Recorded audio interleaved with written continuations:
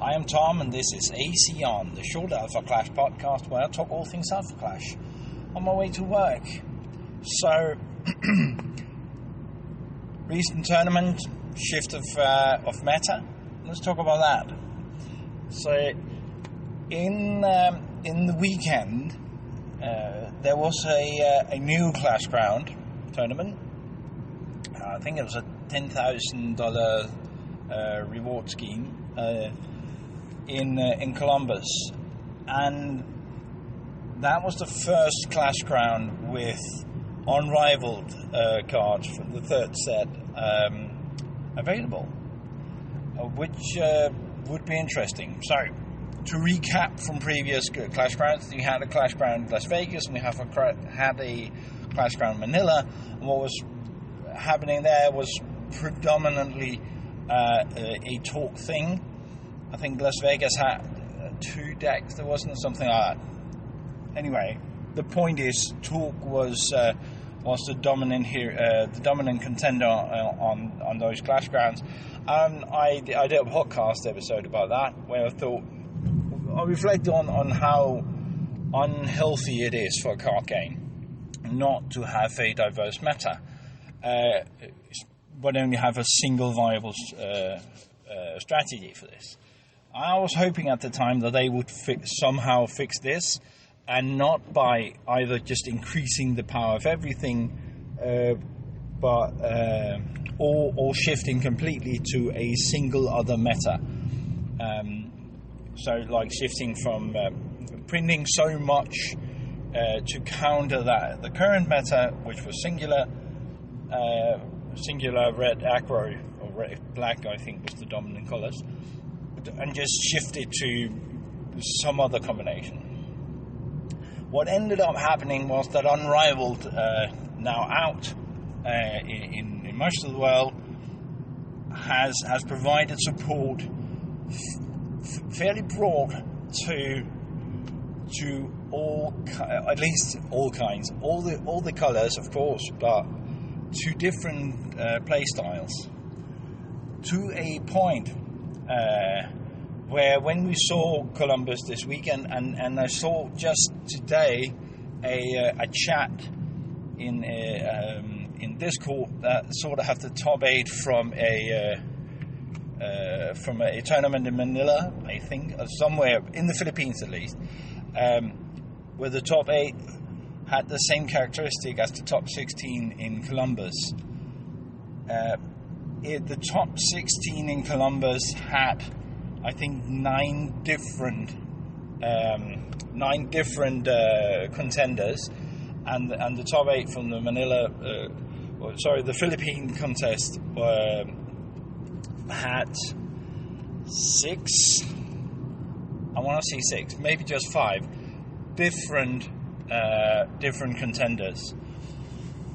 That was one thing, but what's interesting about that is they were different colors. So I haven't seen the decks yet. I hope to see some of them. I'll touch on that a little bit later, and why, especially one I want to see some decks for. But what was interesting was that even though in Columbus a red contender, a red aggro contender did win, there were, up until the semi-finals, there were other contenders. The top, as I said, the top 16 had, I think, 9 different contenders, and top 8 had 3 different contenders. So there's still a somewhat bias, or somewhat a close call to the width of the meta. But there are only 8 places in the top 8, and talk was there, but there were also Warcry and the Machina who won, and in the top 16 in Columbus and the top 8 in the Philippines were Krung, the new black contender. So a lot of variety there. There was white Warcry, and Mean Streak didn't make it. Death didn't make it to top 8. Pestilence didn't make it to top 8 in Columbus.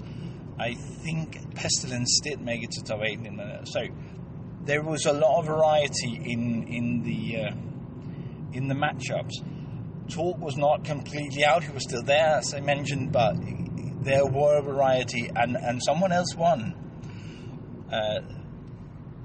For me to do that with a single set, to have a shift in that, I think there are 2 reasons for it, maybe 3. One is that the Unrivaled set came out with enough support for other play styles, for other contenders, to make them viable. One of them is Lord Krong, from the discarded, and one was Warcry, of all things. And that, I did not see that one coming. But also support for other characters so that they would move up in compatibility. The other thing is, this is still a young card game. We haven't the card game itself, the TCG itself, has not reached 2 years yet. So set 4 will come out this fall, and a draft set after that, and that will sort of mark the 2 complete cycles, 2 years of the TCG. That will be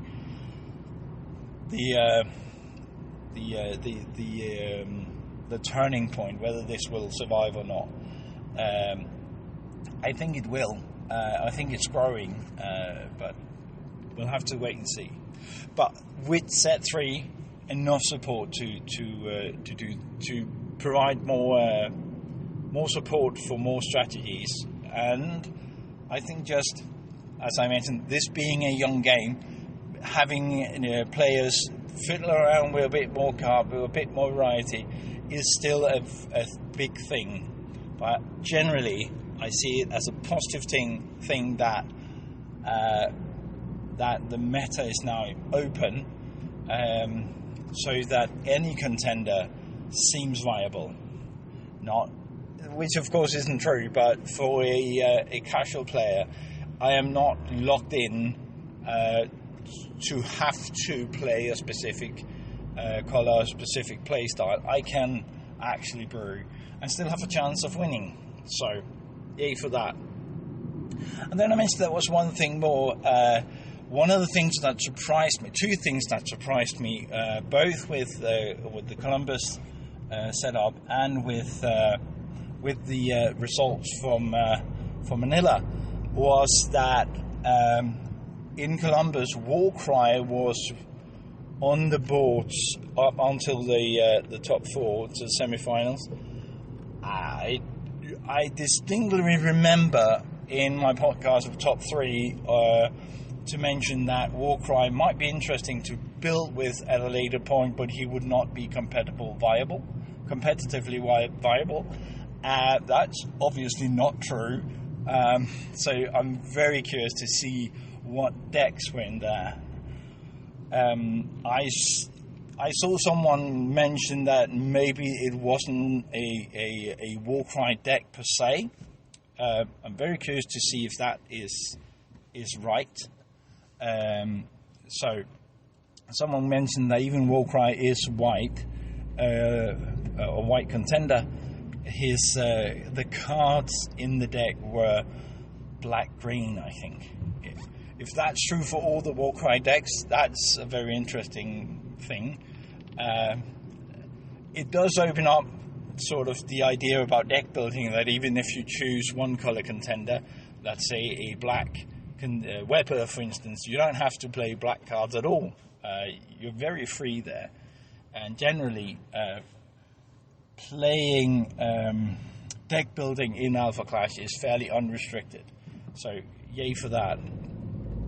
There are mechanics that make sense and does make sense, but it's very open. And I just haven't had the idea not to include white cards in a white contender deck, for instance. So there might be some play there, but I do think most of them are Warcry decks. So I'm very curious to see how that turned out, and how I was wrong and how much I was wrong is obvious. The other thing that struck me was that I predicted that there would be a lot of red support, so that would not go away, and it didn't. But also that Magnate would have gained so much support in Unrivaled that he would get in there and sort of dominate the scene alongside the contenders like Torque. That didn't happen at all. As far as I remember, there wasn't a single Magnate contender in neither the top 16 from Columbus nor the top 8 from Manila. So obviously my analysis was wrong. I'm happy to see that, and I'm really happy to see the game meta, the viability of it open up. I think that's super important. Anyway, that was it for me today, driving home in the summer heat. If you like this, please share it and give me a like and a comment. Apparently that should help reach more people. Anyway, that's all for me now. Talk to you later. Bye.